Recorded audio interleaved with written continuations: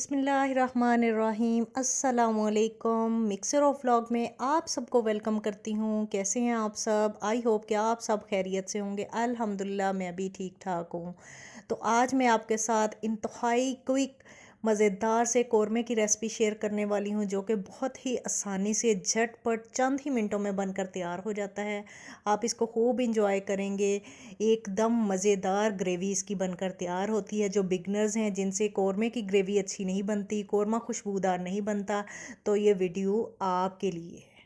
मैंने बहुत ही आसान स्टेप के साथ दानेदार ग्रेवी वाला कौरमा बनाया है, जिसमें ना तो प्याज फ्राई करने का झंझट है और ना ही मसाले को ग्राइंड करना होगा। इंतहाई खुशबूदार चंद ही मिनटों में बनने वाला कौरमा आपके सामने पेश है। आप इस रेसिपी को ज़रूर ट्राई कीजिएगा। रेसिपी अच्छी लगे, वीडियो अच्छी लगे, लाइक और शेयर कर दीजिएगा। अगर आप मेरे चैनल पर नए हैं तो इसको भी सब्सक्राइब कर लें। आपकी सपोर्ट और प्यार भरे कमेंट्स का बहुत शुक्रिया। तो चलते हैं अपनी रेसिपी की तरफ। तो कौरमे को बहुत ही आसान और कम टाइम में बनाने के लिए हम प्रेशर कुकर का इस्तेमाल करेंगे। एक प्रेशर कुकर के अंदर हमने 3 से 4 बड़े साइज़ के प्याज काट कर डाल देने हैं। तो साथ ही हम लहसुन के 2 जो होती हैं कलियां, उनको हमने डाल देना है छील कर। देसी लहसुन का हम इस्तेमाल कर रहे हैं। और 2 से 3 बड़े साइज़ के टमाटर, उनका छिलका हमने रिमूव करके उसको भी हमने इसी में ही शामिल कर देना है। तो 1 गिलास पानी डालेंगे और इसको हमने गलने के लिए रख देना है। प्रेशर कुकर का ढक्कन लगाएंगे और सिर्फ 2 मिनट के बाद ही हम इस ढक्कन को हटा लेंगे। तो 2 मिनट हो गए थे, हमने प्रेशर कुकर का ढक्कन हटा दिया है। 2 मिनट ही बस इसकी सीटी चली है और हमारा जो है प्याज, लहसुन और टमाटर बहुत अच्छे तरीके से गल चुका है। इसका ज़बरदस्त सा पेस्ट बन चुका है। हस्बे ज़रूरत इसमें कुकिंग ऑयल डाल लें या आप घी का भी इस्तेमाल कर सकते हैं। तो मैंने कुकिंग ऑयल का इस्तेमाल की है। इसको अच्छे तरीके से भून लेंगे और साथ ही इसमें स्पाइसेस डालेंगे, जिसमें साबुत स्पाइसेस में 2 बड़ी पीस दालचीनी के और 1 बड़ी इलायची है। इससे बहुत ही ज़बरदस्त देगी सा फ्लेवर आता है। हस्बे ज़रूरत इसमें नमक डाल देंगे और हस्बे ज़रूरत ही मिर्च डाल देंगे। मैंने 1 टेबल स्पून नमक और 1 टेबल स्पून सुरख मिर्च पाउडर डाली है और हाफ़ टेबल स्पून जो है वो इसमें हल्दी पाउडर डालकर इसकी अच्छे तरीके से भुनाई कर लेंगे। साथ ही इसमें 1 किलो ग्राम जो है वो इसमें चिकन हमने ऐड कर दिया है। चिकन को अच्छे तरीके से वॉश करके इसमें ऐड कर देंगे। अब इसकी भुनाई करेंगे। 3 से 4 मिनट इसको लो फ्लेम पर हमने बहुत अच्छे तरीके से भून लेना है।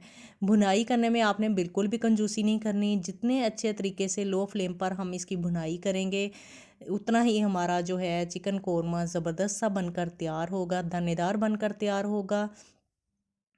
बस इसकी भुनाई में आपने कसर कोई नहीं छोड़नी। तो इधर इसको भुनाई करते हुए हमें 2 मिनट हो चुके हैं। तो इधर साथ ही मैंने अदरक का पेस्ट बना लिया है। अदरक का पेस्ट जो है वो मैं थोड़ा थोड़ा करके शामिल करती जाऊंगी और साथ साथ इसको चम्मच हिलाती जाऊंगी, ताकि इसकी मज़ीद अच्छे तरीके से भुनाई हो जाए। भुनाई करते करते ही तकरीबन हमारा आधा चिकन जो है वो गल जाएगा। जो बाकी का रहा हुआ पेस्ट होगा वो भी हम इसमें डाल देंगे और इसकी भुनाई करेंगे। देखें, अभी से ही भुनाई करते हुए इसका मसाला कितना ज़बरदस्त सा दानेदार अभी से ही नज़र आ रहा है, कितना स्मूथ बनकर तैयार हुआ है। इसी तरीके से ही आपने आसान से स्टेप्स को फॉलो करते हुए कौरमा बनाना है और इंशाल्लाह आप उंगलियां चाटते ही रह जाएंगे। इधर 2 टेबल स्पून आपने दही का इस्तेमाल करना है। इसको अच्छे तरीके से फेंट कर लो फ्लेम पर ही इसको डाल देना है।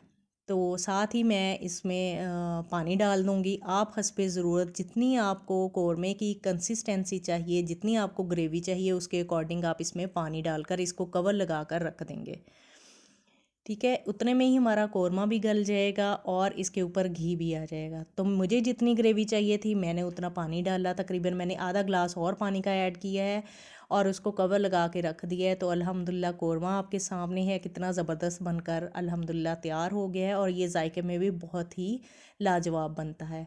जब कौरमा तैयार हो जाएगा तो हम इस पर गरम मसाला छिड़क देंगे और अब हमने इसको डिश आउट कर लिया है। साथ ही इसमें धनिया स्प्रिंग करें और 1-2 सब्ज़ मिर्चें इसमें फ्लेवर के लिए और ख़ूबसूरती के लिए ऐड कर देंगे। तो ज़बरदस्त सा हमारा चिकन कौरमा ग्रेवी वाला बनकर तैयार है। आप किस तरीके का चिकन कौरमा पसंद करते हैं, कमेंट में ज़रूर बताइएगा। तो आपको मेरी आज की रेसिपी कैसी लगी, कमेंट में ये भी बताइएगा। आपकी सपोर्ट और प्यार भरे कमेंट्स का बहुत शुक्रिया, मैं आपके कमेंट बहुत शौक़ से पढ़ती हूँ। और जी हमने कौरमा जब बना लिया तो याद आया जी, ज़र्दा राइस तो साथ में मस्ट हैं।